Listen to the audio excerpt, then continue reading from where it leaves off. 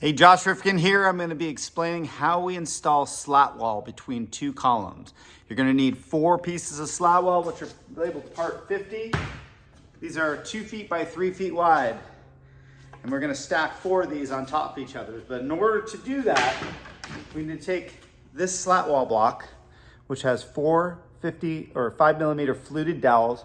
There are 5 millimeter holes in all of the column parts. So I'm going to assemble these into part 25. I'm going to show you this from the side. I've already applied one on the top, one down here. We're going to need 4 of these. So the last one just follows these holes.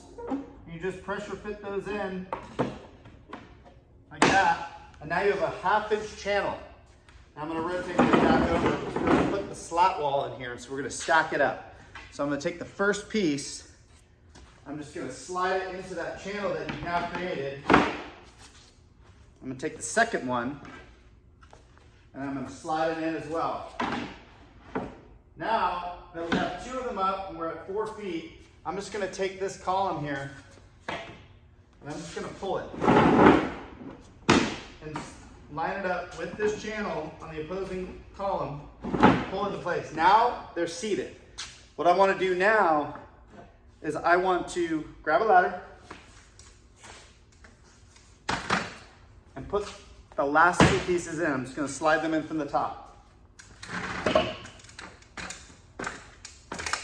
Take this, hold in the bottom and side, find these channels, and just let it slide down and grab both sides and slowly push down. And now grab your 4th and final piece to make that 8-foot wall.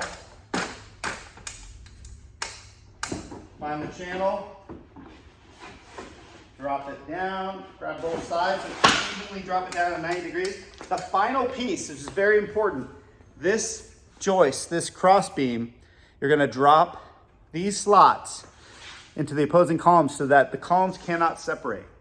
So I'm just going to go up here, and you can go into the middle slot here, drop it in.